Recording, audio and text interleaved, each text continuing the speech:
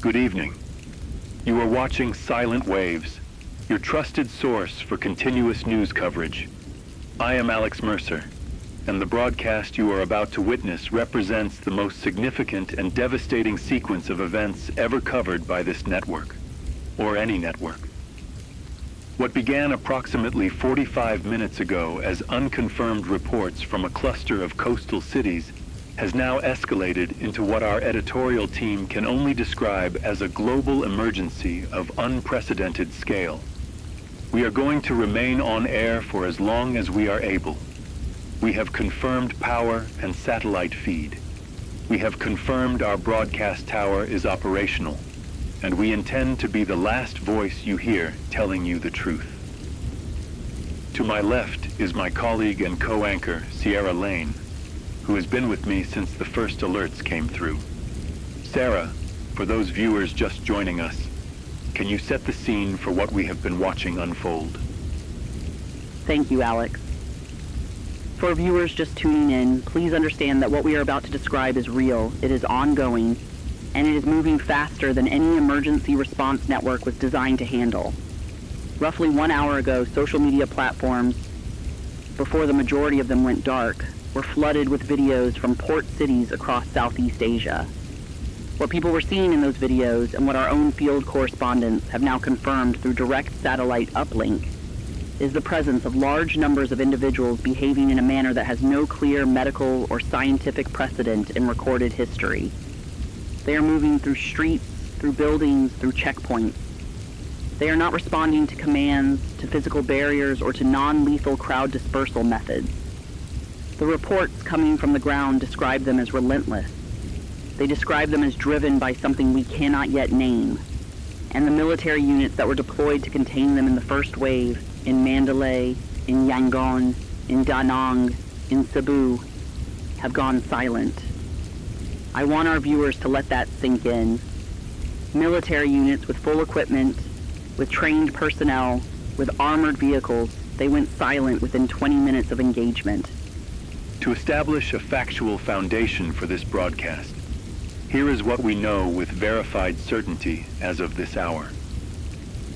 The first confirmed reports originated from the port city of Cebu in the Philippines, where harbor workers reported an incident aboard a cargo vessel registered under the name the MV Calantas Sun at approximately 4 hours before our broadcast began. Within 90 minutes of that initial incident, similar reports emerged from Da Nang in Vietnam, from Yangon in Myanmar, and from the Indonesian island of Sulawesi. The geographic spread between those 4 origin points is significant.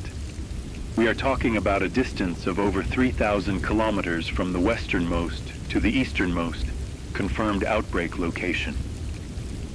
That spread, combined with the near simultaneous nature of the events, tells our analysis team something deeply troubling. This was not a single point of origin that spread outward. This began in multiple places at nearly the same time. What that means for containment, for response, for the basic model of how humanity manages crisis. We are still working through those implications in real time. What we can confirm right now is that as of this hour, casualty figures from those 4 initial cities alone are estimated at between 2,000 and 4,000 individuals, though those numbers are already being revised upward. I want to read you something because I think in moments like this, statistics can become a wall we hide behind. We received a message through our emergency viewer contact system about 12 minutes ago from a woman identifying herself only as Mariana, writing from a location she describes as a 5th-floor apartment in Cebu City. She writes, "I can hear them below my window. I do not know where my husband is. He went to the market 3 hours ago. My children are with me. We have food and water for maybe 2 days. I am watching your broadcast on my phone and the battery is at 11%. Please, if anyone is listening, please tell us what to do." We are going to keep Mariana's message in mind throughout this broadcast, because every number we report, every figure, every statistic is a Mariana. It is a person in a room with children and 11% battery and no idea where her husband went. That is the reality of this crisis, and we will not lose sight of it. We are now approximately 1 hour and 15 minutes into confirmed global awareness of this event. I want to update our viewers on the military situation, because it is the part of this story that is changing most rapidly and most alarmingly. The armed forces of the Philippines deployed 2 mechanized infantry battalions to Cebu City within the first 40 minutes of the initial reports. Radio contact with those units was maintained for approximately 18 minutes before going silent. A follow-up unit, a 3rd battalion, was deployed and made contact with what they described as the remnants of the first 2 units. Their radio transmission, which has been shared with us by a source within the Philippine Department of National Defense, included a report that standard ammunition was functionally ineffective against the primary threat, unless aimed specifically at the cranial region. Following that transmission, the 3rd Battalion also went silent. In Vietnam, the People's Army deployed a combined force of approximately 1,200 soldiers to Da Nang. Their commanding officer transmitted a single message before communications terminated. That message, translated from Vietnamese, read as follows: "We cannot hold the bridge. Retreat has become impossible. Burn the city." We have not been able to independently verify whether that order was carried out. We are now receiving reports from cities that were not in the initial cluster. This is the part of the story that tells us the containment window, if there ever was one, has already closed. Our correspondents are reporting similar incidents, varying in scale but consistent in nature, in the following locations: Colombo, Sri Lanka; Chittagong, Bangladesh; Chennai, India; Davao City in the southern Philippines; Kota Kinabalu in Malaysian Borneo. And most alarmingly, the first reports from an East African coastal city have just come through: Mombasa, Kenya. where port authorities reported an incident at the container terminal approximately 40 minutes ago. Alex, what is the significance of Mombasa appearing on this list so early? The significance is enormous and deeply troubling. The Mombasa container terminal is one of the busiest shipping hubs in sub-Saharan Africa. It serves landlocked nations including Uganda, Rwanda, Burundi, and Eastern Congo. If what happened on the MV Kalanta Sun in Cebu, whatever that was, if it spread via shipping containers or cargo vessels, then Mombasa's appearance on this list, less than 4 hours into the global event, suggests the vector is maritime. It suggests that cargo ships, thousands of them currently at sea, may be carrying this threat to every port city on the planet. The global shipping network visits over 800 major ports annually. If even a fraction of those vessels are compromised, the mathematical modeling on spread becomes, I am going to be direct with our viewers, it becomes unsurvivable for any single containment strategy. We are not talking about one fire. We are talking about thousands of fires being lit simultaneously at humanity's most critical logistical choke points. We have just received, and I want to be transparent about this, we have just received an official statement from the World Health Organization's emergency director, which is being relayed to us through our satellite feed. The statement reads as follows. The World Health Organization is aware of multiple reports of unusual mass casualty events in port cities across the Indo-Pacific region and along the East African coast.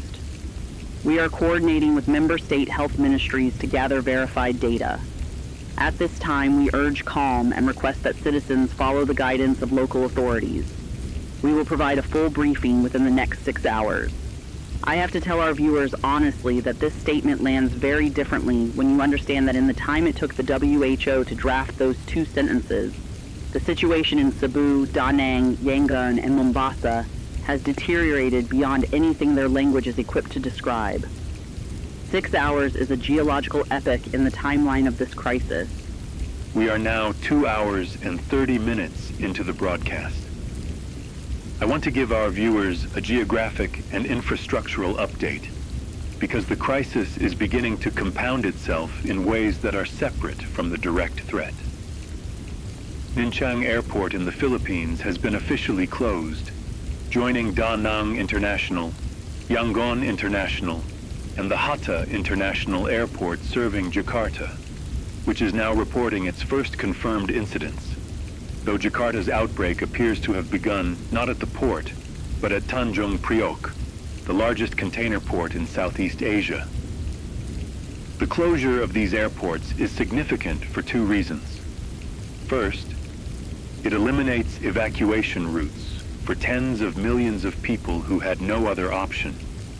Second, it begins to isolate national governments from one another at the precise moment when coordinated international response is most critical. We are also receiving reports that cellular networks in large portions of the Philippine archipelago, the Vietnamese central coast, and the lower Irrawaddy Delta in Myanmar are now operating at severely degraded capacity, likely due to infrastructure damage and grid overload. The Internet, as a global communication tool, is beginning to fragment. I want to take a moment to talk about what this means for ordinary people in cities that have not yet been directly affected, because we are receiving viewer messages from places like Tokyo, Bangkok, Singapore, Sydney, and Mumbai. People who are watching this broadcast and trying to understand whether they should be running. A message from a viewer named Kenji in Osaka reads, "My family wants to leave the city. My mother is 68 and cannot walk far. The trains are already packed. What should we do?"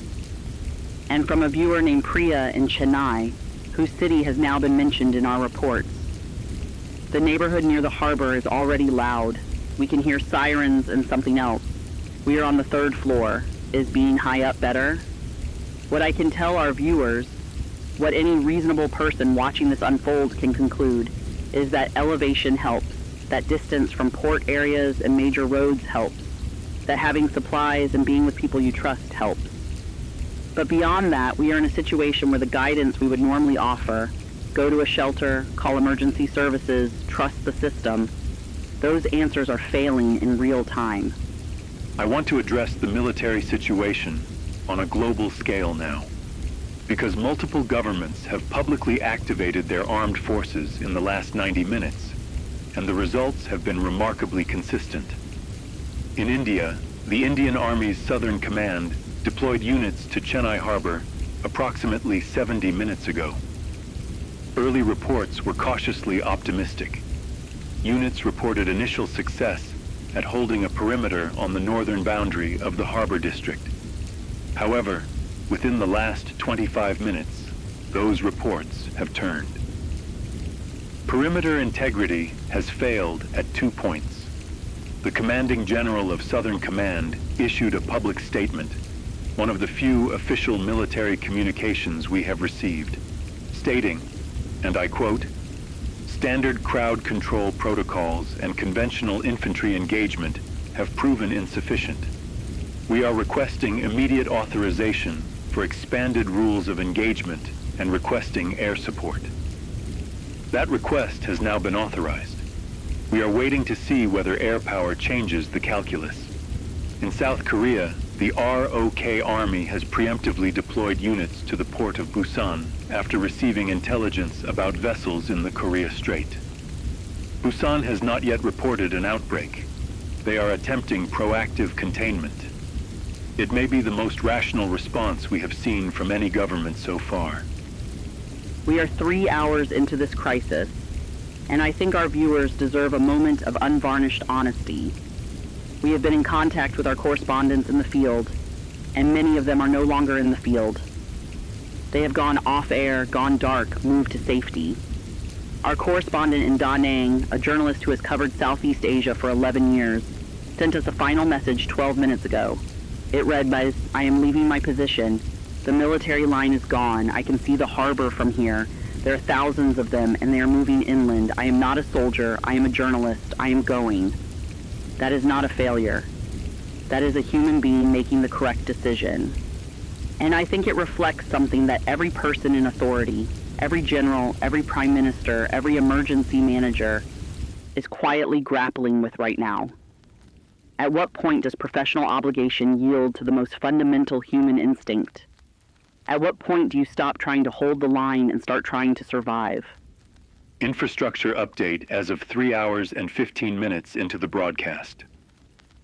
Power grid failures are now being reported across the following regions. The Visayas Island group in the Philippines. This includes Cebu, Bohol, and Leyte, a combined population of approximately 9 million people. The coastal power distribution network serving central Vietnam, from Hue to Quy Nhon. The grid serving Yangon and the surrounding Irrawaddy region of Myanmar. And we have just received an unconfirmed report. I want to emphasize unconfirmed, that a power substation serving northern Jakarta, population approximately 5 million in that corridor, has been damaged in what witnesses describe as a fire of undetermined origin. Supply chains are additionally beginning to fracture. The port of Singapore, which handles approximately 1/7 of the world's container shipping, has issued an emergency suspension of operations. The Singapore government has deployed its entire active military force, roughly 50,000 personnel, to a defensive posture, including naval assets in the strait. Singapore is, at this hour, attempting to become a sealed island. Whether that is possible in the age of modern port infrastructure, we will see. The casualty estimate we can share right now, based on aggregated reports from governments, hospitals, and NGO field teams, stands at between 40,000 and 70,000 confirmed deaths. That number is almost certainly lower than reality. 40,000 to 70,000 people. I want to dwell on that number for a moment before we move on, because that is the population of a small city. That is every person in a town you might know. Every child, every grandmother, every baker, every nurse, every person who is doing nothing more this morning than living their life. Gone in 3 hours, and the number is rising. We have received a message from a viewer who signs himself only as former soldier Busan. He writes, I served 12 years in the ROK Army. I know what trained units can do. I have been listening to the military radio bands. I still have the equipment from my service days. What I am hearing from the units at Busan Harbor is not the language of soldiers who are winning. They are using code phrases I was trained to recognize. Those phrases mean, we are being overrun. They mean, we are asking for permission to abandon position. I am writing this to you because I think someone who is speaking to the public should know what is actually happening on those radio channels, because what the government is saying publicly and what I am hearing are two completely different things. We are grateful to that viewer, and we are passing that information to our verification team now. We are 4 hours and 40 minutes into this crisis, and I want to walk our viewers through the cascade of secondary failures that are beginning to accumulate, because they will matter enormously for the weeks and months ahead, assuming there are weeks and months ahead in any form resembling the world we had this morning. Hospital systems across the affected cities are reporting complete saturation. The Dr. Pablo O. Torre Memorial Hospital in Bacolod City, Philippines, which serves as a regional medical center, transmitted a message to the Philippine Red Cross stating that it had received over 800 patients in the last 2 hours, that it had run out of blood supply, that 3 of its 6 operating theaters were non-functional due to power fluctuation, and that staff had begun abandoning their posts. The hospital director's final transmission stated that he was locking the main doors from the inside to protect remaining patients and staff. In India, the Government General Hospital in Chennai, one of the largest public hospitals in Asia with over 2,000 beds, has also gone silent. The Indian Red Cross Society is reporting that it has lost contact with all 7 of its field teams deployed to the Chennai coastal area. International aid organizations, including Médecins Sans Frontières, have activated their emergency protocols but are facing an impossible operational reality. The routes to the affected areas are no longer safe for their personnel, and the affected areas themselves have changed faster than any deployment plan was designed to accommodate. There's something I need to say about the people who stayed. Because in every disaster, in every war, in every collapse, there are people who do not run. There are nurses who stayed on their wards when they could have left. There are police officers who kept their posts at intersections they knew were indefensible. There are radio operators who kept transmitting. There's a story coming to us right now through a relay from a volunteer network operating out of what remains of a community radio station in the municipality of Minglanilla on Cebu Island. They have been broadcasting in Cebuano and English on a low-frequency band, guiding people toward a barangay hall that has been converted into a refuge. They have approximately 300 people inside. They are operating on a generator with fuel for perhaps 6 more hours. Their broadcast consists of one woman, whose name we are told is Corazon, reading a list of safe routes and repeating it. She has been doing this for 2 hours and 40 minutes. She has not stopped. We are going to find a way to include the frequency information for her broadcast in our own audio feed if our technical team can arrange it. Because that woman, Corazon, is doing something that no government has managed to do in this crisis. She is telling people where to go. 6 hours into this crisis, the geographic picture has changed substantially. We are now receiving confirmed incident reports from 12 countries, spanning 4 continents. The core affected zone, meaning areas where military or civilian authority has effectively collapsed or is in the process of collapsing, now encompasses the entirety of the Philippine Central Island chain, the Vietnamese coastline from Da Nang south to Ho Chi Minh City, large portions of coastal Myanmar, the island of Sulawesi, and parts of Kalimantan in Indonesia, the port districts of Chennai, Chittagong, and Colombo, the harbor areas of Mombasa, and the adjacent settlement of Changamwe in Kenya, and, as of approximately 30 minutes ago, the port of Karachi in Pakistan, which serves as the primary commercial gateway to a nation of 230 million people. Pakistan's military response has been, and this is a direct quote from the Inter-Services Public Relations Directorate, released 22 minutes ago, active, forceful, and ongoing. We have no independent verification of what that means. The casualty count, which we are now able to triangulate more precisely from hospital and government records still being transmitted, stands at an estimated 210,000 deaths globally. 6 hours ago, that number was 0. We are receiving viewer messages faster than we can process them. I want to read several in sequence because taken together they paint a picture that no single data point can. From a viewer in Colombo, Sri Lanka. My neighbor came to the door. Something was wrong with him. We did not open it. We can hear him still. From a viewer in Ho Chi Minh City. The roads north are completely blocked. There are people everywhere trying to get out. A man near me collapsed and people walked right over him. No one stopped. From a viewer in Karachi. The lights went out 30 minutes ago. We are in a 5th floor flat. There are about 20 of us in the building. One man has a hunting rifle. We have decided together that if we have to use it, we will aim for the head. That is what the broadcasts are saying. Is that right? Please confirm. To that viewer in Karachi, yes. Every confirmed report, every piece of military intelligence that has reached this broadcast is consistent.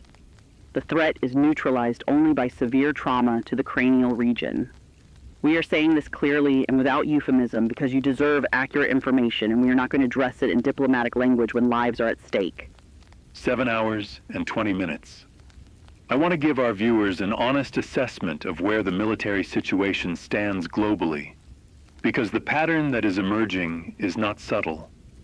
In every theater where conventional military forces have engaged the primary threat, directly in urban or semi-urban environments, the outcome has followed a predictable arc: initial containment, perimeter failure, unit fragmentation, communication loss. The exceptions, and there are exceptions, have come in two forms. First, aerial and naval bombardment of affected port zones, which has been used by at least 4 nations: India, Indonesia, Pakistan, and the Philippines, to slow the spread from harbor districts inward. This approach is buying time, not solving the problem, and it comes at enormous civilian cost. The second exception is the South Korean defensive line at Busan, which has so far held. The ROK military has established a hard perimeter 8 kilometers from the waterfront, using a combination of physical barriers, elevated firing positions, and disciplined fire targeting. As of 90 minutes ago, that line was intact. If it holds, Busan may provide the model for how to survive what is happening to the world's port cities. But Busan is a city of 3.5 million people, and the perimeter holds only because the ROK army had the critical advantage of acting before the harbor was lost. That window no longer exists in most of the world's major ports. We are now 8 hours in, and I want to talk about what is happening in the cities that have not yet been touched, because the crisis there is different but equally real.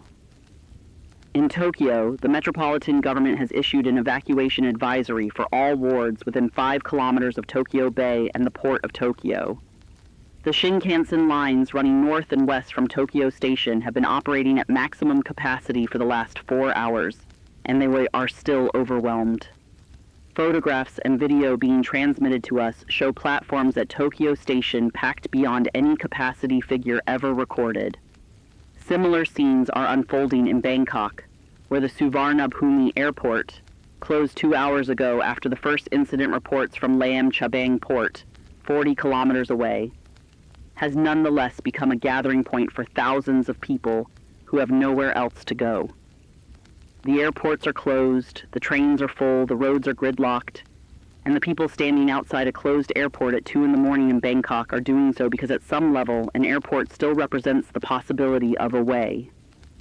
In Sydney, Australia, the government has announced the formation of emergency shelter zones inland of the Blue Mountains, and military convoys are beginning to move civilians westward along the Great Western Highway. It is one of the first organized, systematic evacuation efforts we have seen, and it may serve as a model. 9 hours into the broadcast. I want to give an updated infrastructure summary, because the secondary collapse of services is now becoming a crisis in its own right. Electricity. Major grid failures are now confirmed across the entire Philippine archipelago, coastal Vietnam, Myanmar, Sri Lanka, and the Pakistani province of Sindh. Partial grid failures, meaning intermittent and unreliable power, are being reported in Jakarta, Chennai, Mombasa, and the Bangladeshi port city of Chittagong. The total population currently without reliable electricity is estimated at between 120 million and 180 million people. Fresh water. In cities where the power grid has failed, water treatment plants and pump stations are offline. This means that within 24 to 48 hours, the population of those cities will face a water supply crisis independent of and in addition to the primary threat. Food supply. The global shipping network, which carries approximately 90% of all internationally traded goods, including food, is effectively suspended. The port of Singapore is closed. The port of Shanghai has announced a precautionary operational pause. The port of Rotterdam in the Netherlands, which serves as Europe's primary maritime gateway, has gone to a heightened security alert after an incident at a vessel in the Maasvlakte deep water terminal, the first confirmed European incident, though Rotterdam authorities describe it as isolated and contained. We are watching Rotterdam very carefully. There are moments in a broadcast like this where the weight of what we are describing becomes almost physically difficult to carry. We have been on air for 9 hours. Alex and I have not slept. The studio has received its own internal security briefing, and I'm going to be transparent with our viewers. We have been told to remain in the broadcast center and not to leave the building. I want to share that with you, not to alarm you, but to be honest about where we are and to acknowledge something that every person watching this knows intuitively. We are living through the end of something. Whether it is the end of the world as it was, or the end of a chapter that will eventually give way to something rebuilt, we do not know yet. What I know, as someone who has spent her career covering human beings in crisis, is that the things that matter most in these hours are not the things we usually talk about. It is not infrastructure. It is not casualty counts, though we will keep reporting them honestly. It is the fact that 300 people are in a community hall in Minglanilla, Cebu, listening to Corazon's voice on a small radio, and they are alive. It is the fact that a family in Karachi is standing in the dark with a hunting rifle and 20 neighbors, and they made a decision together. That is what matters. That is what always matters. 10 hours and 50 minutes. We have a significant military development to report. The United States Indo-Pacific Command, operating from its headquarters in Hawaii, has formally activated a Category 5 emergency response posture, the highest level of military readiness on the American scale. The USS Gerald R. Ford Carrier Strike Group, which was conducting operations in the South China Sea, has repositioned to provide air support to the Philippine military's defensive line currently being established on Luzon Island, approximately 60 kilometers north of Manila. The U.S. military has also confirmed the deployment of the 25th Infantry Division from Schofield Barracks in Hawaii to staging areas in Guam, with the stated objective of establishing a Pacific security corridor. What this tells us practically, American military power is entering this theater, and it is doing so with the specific lesson of the first 9 hours incorporated. There will be no ground engagement in urban areas without pre-established perimeter infrastructure. That, the doctrine change that has emerged from watching every early engagement fail, and the American military appears to have absorbed it with unusual speed. Whether it is enough, whether any military force is enough, is the central and unresolved question of this crisis. 11 hours in, and we need to talk about what is happening in Europe, because the Rotterdam incident is no longer isolated. In the last 70 minutes, we have received confirmed reports of similar events at the port of Antwerp in Belgium, which is the second largest port in Europe and serves as the primary entry point for goods flowing into Germany, France, and the Netherlands. Belgian authorities have confirmed that the Antwerp Port Authority has suspended all operations and that the Belgian Federal Police, in coordination with the Belgian Armed Forces, are managing what they describe as a complex emergency situation at the northern terminal. That is official language. Unofficial language from a dock worker whose message reached us through a relay network. It started on a ship from the Far East. It has been here for 3 days. 3 days it has been sitting in the harbor. 3 days and no one checked it. 3 days. And now it is in Antwerp. Now it is in Europe. We are also receiving early reports, unconfirmed at this stage, from the port of Le Havre in France, the port of Hamburg in Germany, and the ferry terminal at Calais. If those reports are confirmed, then every estimate we have made about the pace and scope of this crisis needs to be revised upward dramatically. 12 hours. We are at the halfway point of the first day. The global casualty figure, now being compiled in coordination with a network of national health ministries, NGOs, and the UN Office for the Coordination of Humanitarian Affairs, stands at an estimated 1.4 million deaths, confirmed or strongly probable. I want to be precise about what that figure represents. It includes direct casualties from the primary threat, deaths during evacuation and civilian panic, which include crush injuries, traffic fatalities, and violence, and early figures for medical patients who have died due to the collapse of hospital services. It does not yet include deaths from dehydration, starvation, or exposure that will follow in the coming days as water and food systems fail. The geographic distribution of that figure is not uniform. The greatest concentration of deaths, approximately 60% of the total, is in 4 countries: the Philippines, Indonesia, Myanmar, and Pakistan. The remaining 40% is distributed across 14 other nations. As of 12 hours in, no country on Earth has successfully eliminated the threat within its borders. South Korea's Busan defensive line remains the closest to a stable situation, but it is a perimeter, not a solution. It is holding space, not reclaiming it. We have a message I want to read in full. It arrived through our digital relay system 14 minutes ago, and it is from a man named Thomas, who identifies himself as a retired emergency medicine physician in Auckland, New Zealand. He writes, "I have been watching since the beginning.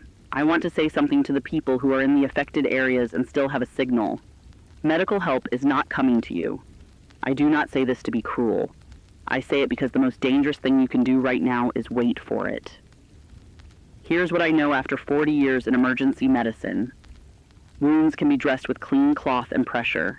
Infection can be delayed with basic hygiene. Shock can be managed by lying flat, staying warm, and staying hydrated. People who make decisions and act on them survive at a higher rate than people who wait to be rescued. You are your own rescue. You are each other's rescue. Find your people, move to high ground, secure water and food, protect your perimeter. The system that was supposed to protect you is overwhelmed. This is not the system's fault. It is simply true. Now act accordingly." I'm going to read that again because it is the most practically useful thing that has come through our communication system in 12 hours. You are your own rescue. You are each other's rescue. 13 hours and 40 minutes into the broadcast. We are receiving a significant amount of information about the situation in South and Southeast Asia, and I want to be rigorous about what we know versus what we are being told by governments. The government of India has issued a national emergency declaration, one of only 4 in that country's history, and has activated the National Disaster Response Force at full capacity. However, the NDRF's operational capacity is strained across 3 simultaneous major incidents: Chennai on the southeastern coast, now partially overrun; Chittagong, Bangladesh, which shares a porous land border with northeastern India; and a new incident, confirmed 45 minutes ago, at the port of Kolkata on the Hooghly River, a river that runs through the heart of one of the most densely populated urban corridors on the planet. The government of Bangladesh has declared martial law. The government of Myanmar has gone silent. No official communications have been issued for the last 6 hours. The governments of Vietnam and Indonesia remain active but are reporting extremely high rates of military and civil service personnel abandonment, meaning the institutional capacity of those governments to function is declining independently of the physical threat on the ground.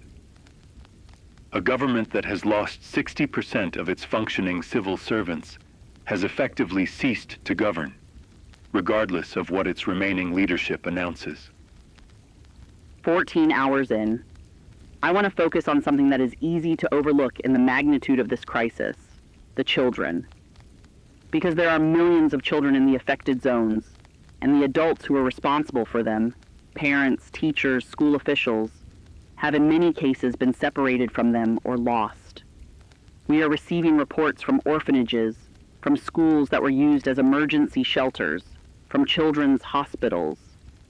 And those reports describe situations that I will not detail fully because some of our viewers may be watching with their own children. What I will say is this. In the municipality of General Santos City in the Philippines, a primary school teacher named Remedios gathered 47 students from her school when the alerts came. She walked them 12 kilometers inland over a mountain trail she knew from childhood hikes and reached a highland village at approximately 9 hours into the crisis. All 47 children are alive. Remedios did not wait for guidance. She did not wait for the government. She knew a trail, she knew her students, and she walked. In the chaos of the largest catastrophe in human history, A woman with sensible shoes and 47 children just walked to safety over a mountain. Remember that story. Hold it. 15 hours in. The European situation is now confirmed as a full crisis. The reports from Le Havre, Hamburg, and Calais have been independently verified.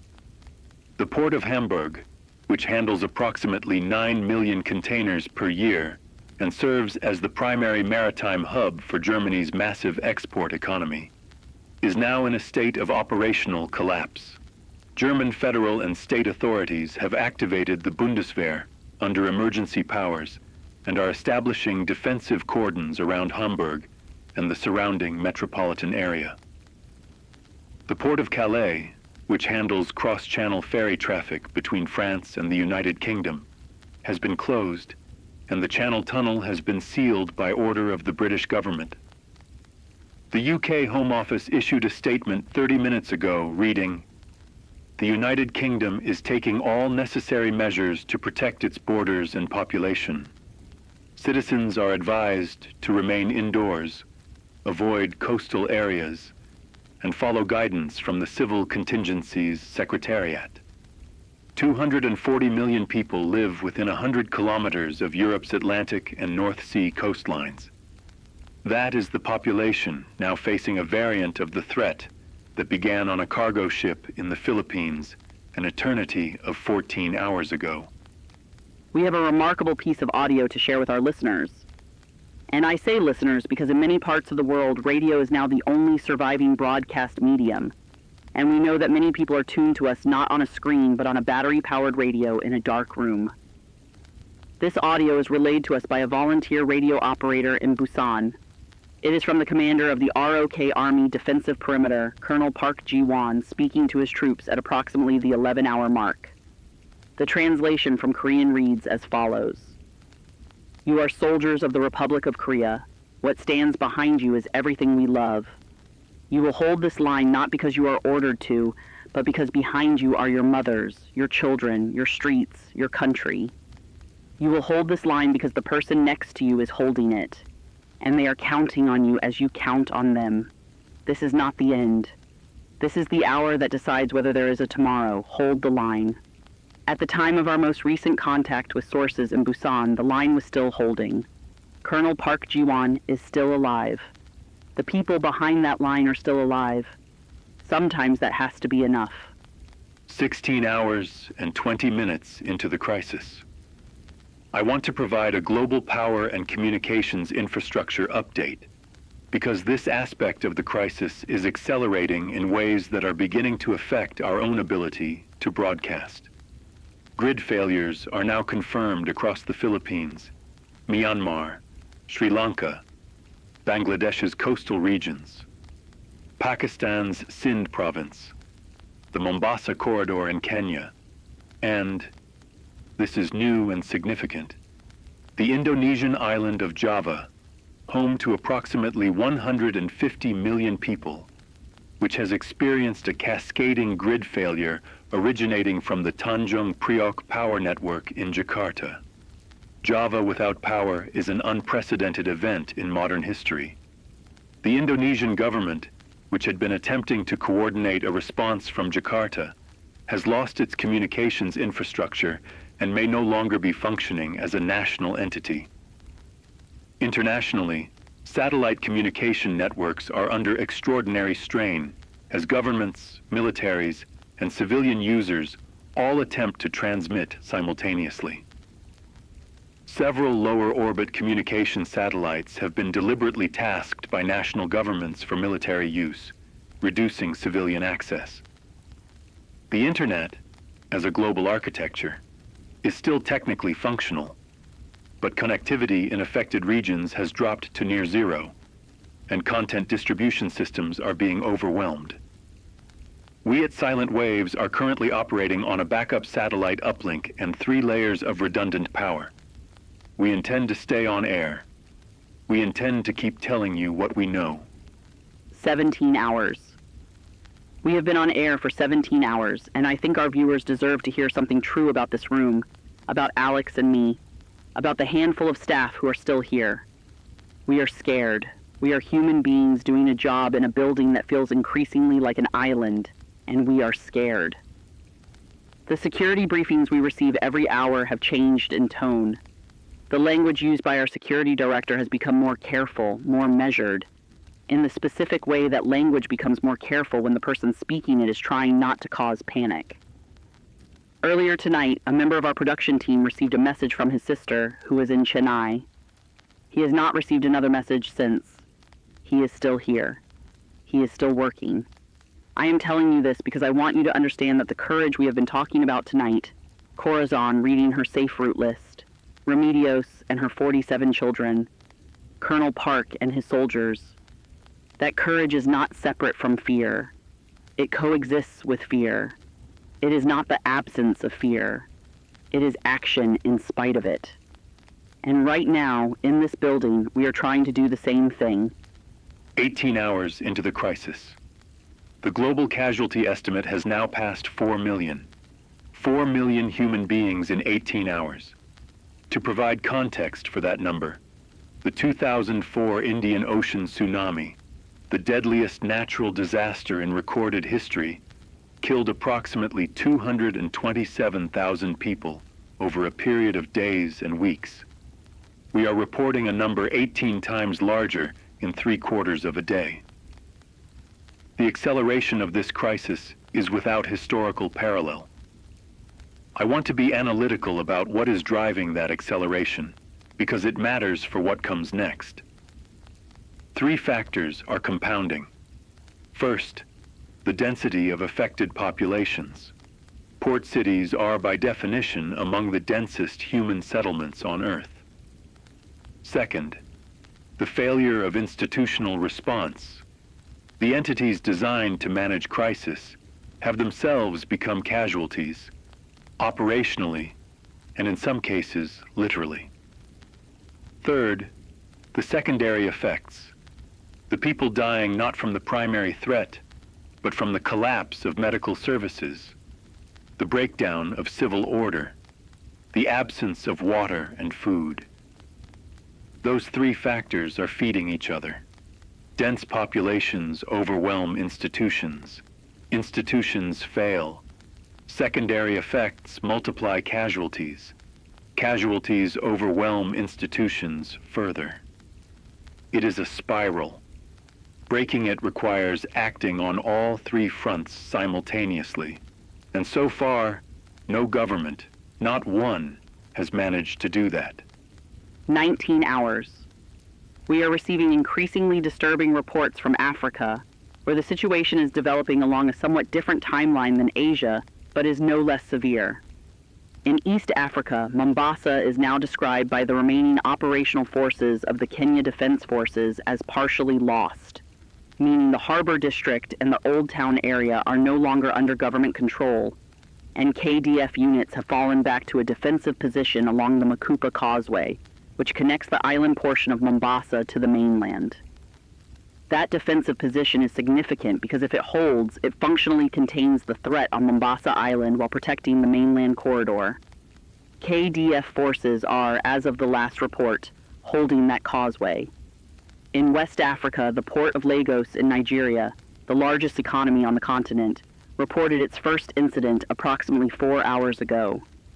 The Nigerian government's response has been complicated by pre-existing tensions within the chain of command. But as of 40 minutes ago, the Lagos state government has issued a shelter-in-place order for the entire Lagos metropolitan area, population approximately 21 million. A shelter-in-place order for 21 million people in a city with some of the world's most complex informal settlement patterns is an extraordinary and perhaps impossible directive to enforce. 20 hours in. I want to talk about what the world's remaining functional military forces are actually capable of doing at this stage, because the picture is clarifying in ways both hopeful and sobering. There is now an emerging operational doctrine, developed not through any formal international agreement, but through the painful lessons of the first 20 hours, that functions as follows. Do not engage in urban ground combat. Establish defensive perimeters at choke points such as bridges, mountain passes, and river crossings. use air power to slow movement from harbor zones, and prioritize the protection of water supply, power generation, and food distribution facilities. This doctrine has been implemented with varying degrees of success in South Korea, Australia, New Zealand, the United Kingdom, most of Western Europe, and, encouragingly, in Japan, where the Japan Self-Defense Forces have established a remarkably effective perimeter around Tokyo by exploiting the natural geography of Tokyo Bay and the elevated rail network as defensive infrastructure. The Tokyo perimeter is currently protecting an estimated 12 to 14 million people. Japan's experience, combined with South Korea's, suggests that nations with disciplined, technologically advanced military forces acting early with the right doctrine can protect significant populations. The tragedy is that those nations represent a relatively small fraction of the global population most at risk. 21 hours into this broadcast, I want to read you a message that arrived in the last 30 minutes from a group identifying itself as a coalition of community leaders in the Ayala Alabang district of Metro Manila, Philippines. The group says they represent approximately 8,000 people sheltering in a combination of residential buildings, a shopping mall, and a school complex. They have water from a storage tank, food for approximately 10 days, and solar panels on the mall roof providing limited power. They have organized themselves into watches, work teams, and a small medical unit. They have established communications with 2 other similar sheltering groups within a 5-kilometer radius. They are asking us, is there any coordinated rescue operation coming to Metro Manila? We have to be honest, we do not know. U.S. military forces are operating in the Philippine theater, but their primary focus at this stage is establishing and protecting a defensive corridor on northern Luzon, not urban rescue operations in a megacity. What we can tell the Ayala Alabang Coalition is this. What you are doing, organizing, communicating, rationing, establishing security, is exactly what survival looks like at 21 hours. Keep doing it. Keep communicating. You are not alone, even when it feels that way. 22 hours and 30 minutes. We are approaching the end of the first day, and I want to give our viewers a comprehensive geographic summary of where the crisis stands. Effective government authority has substantially or completely collapsed in the following nations: Myanmar, the Philippines, Sri Lanka, Bangladesh, and large regions of Indonesia. These nations collectively represent a population of approximately 580 million people. Severely degraded but partially functional government authority exists in Vietnam, Pakistan, India, Kenya, Nigeria, and parts of Malaysia. That is approximately 2 billion more people living under governments that are present, but operating at a fraction of normal capacity.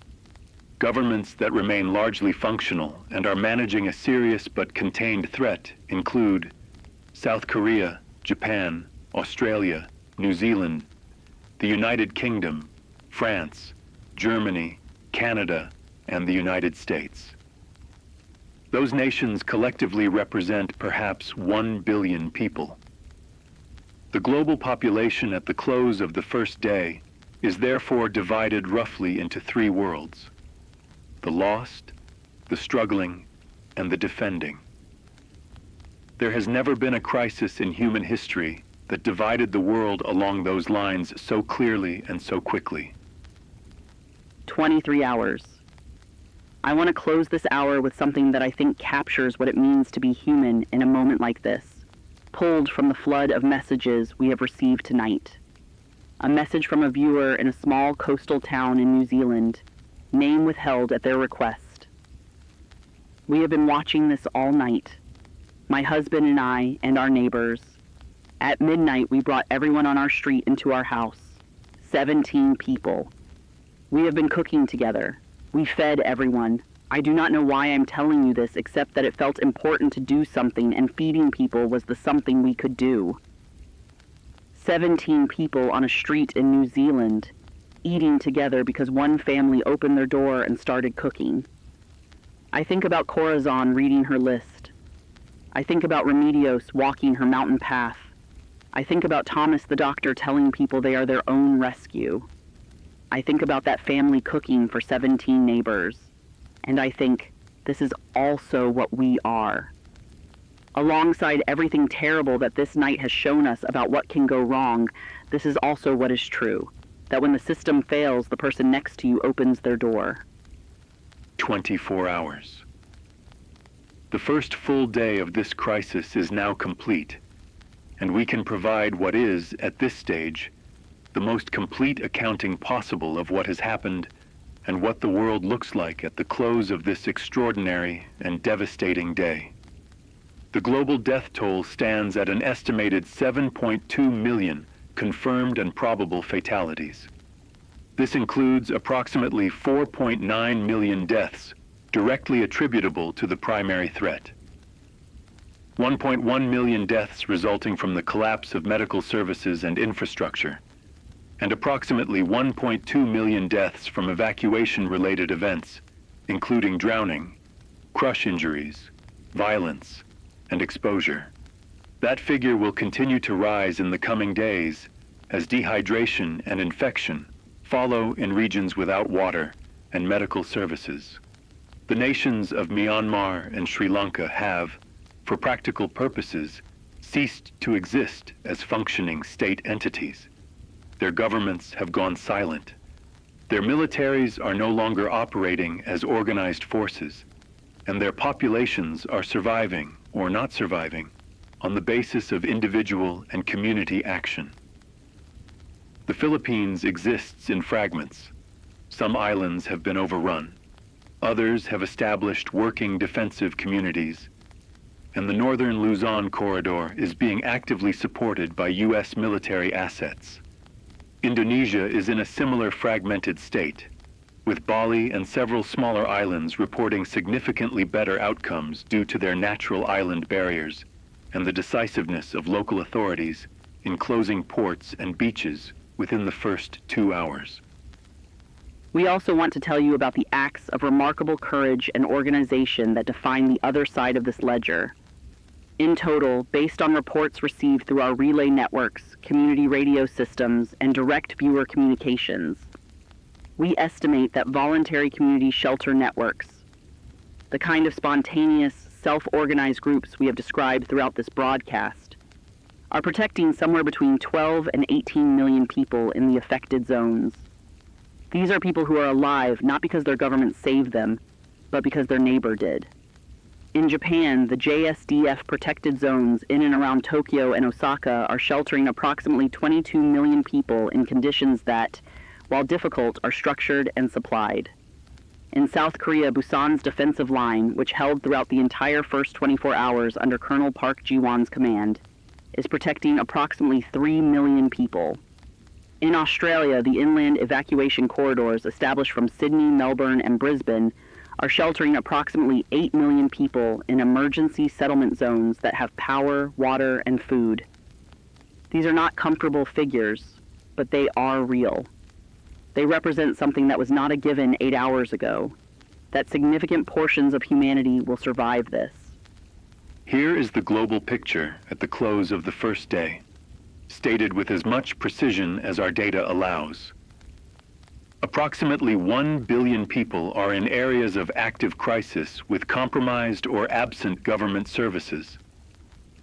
Approximately 3 billion people are in areas of severe stress with partially functional government services and ongoing threat management. Approximately 3 billion people are in areas of relative stability, meaning defensive perimeters are functioning, government is operational, and while supplies are strained, organized survival is achievable. The global maritime economy is effectively suspended.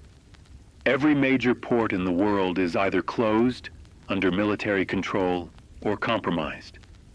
This means that within 30 to 60 days, supply chain disruptions will affect even the most stable populations. Medicines, electronics, agricultural inputs, fuel. The world that existed yesterday morning, the world of fluid global trade and interconnected supply chains, is over. What replaces it will depend on decisions made in the coming days by the governments that still have the capacity to make decisions. And it will depend, as it always has, on the people who open their doors, who start cooking, who know the mountain path, who keep reading the list. We have one final message to share before we close this hour and transition to our overnight coverage team, who will continue this broadcast for as long as we are on air.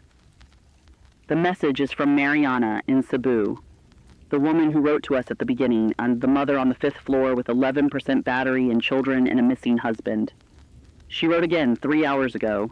Her message reads, "The battery held longer than I thought. My children are asleep.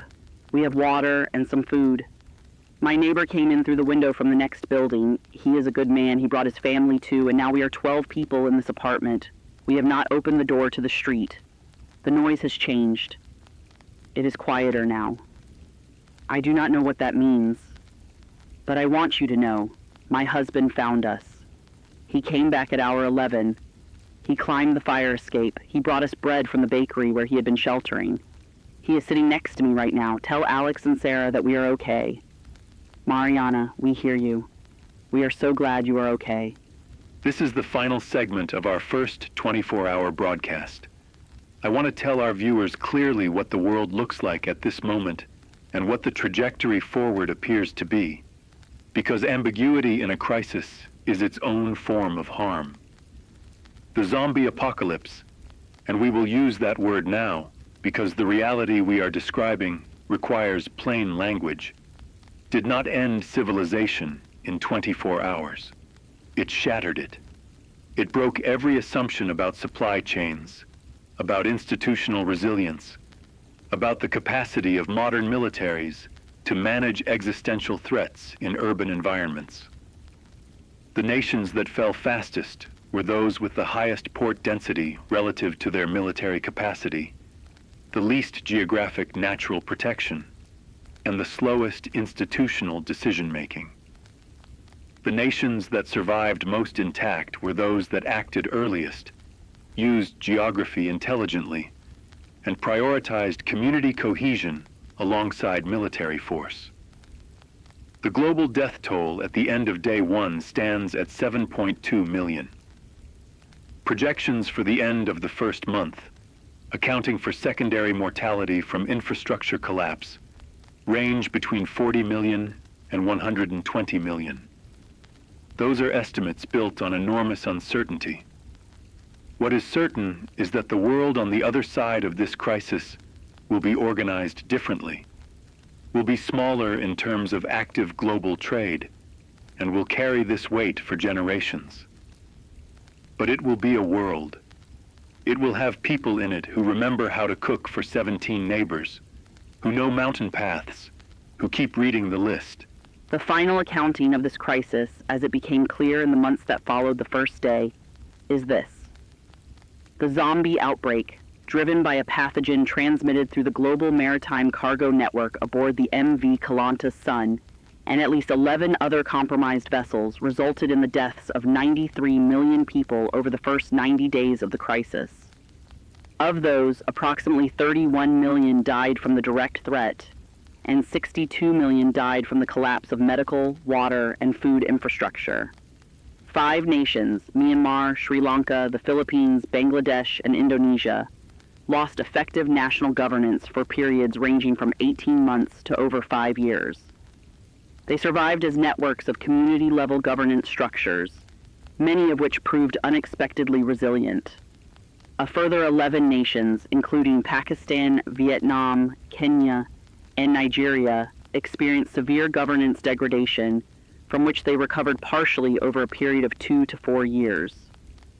The nations that remain largely intact, Japan, South Korea, Australia, New Zealand, the United Kingdom, Germany, France, Canada, and the United States, provided the institutional scaffolding for a slow, painful, and ultimately successful global stabilization effort. The threat was not eliminated for 9 months.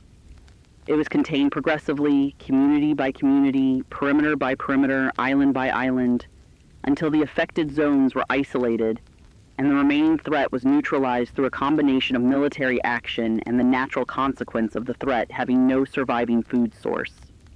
The world that emerged was smaller, slower, more local, more aware of its own fragility. It was a world that had learned, at enormous cost, the lesson that every community shelter network and every mountain path teacher and every woman reading a list on a community radio station had already known, that civilization is not infrastructure. It is people choosing to take care of each other. It always was. This has been a Silent Waves emergency broadcast. I am Alex Mercer. My colleague is Sierra Lane.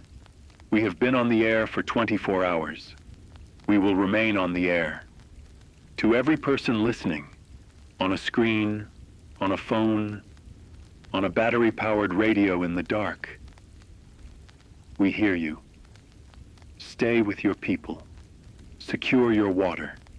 Move to high ground. Protect each other. You are your own rescue. You are each other's rescue. This is Silent Waves. We are still here. And so are you. Stay with us.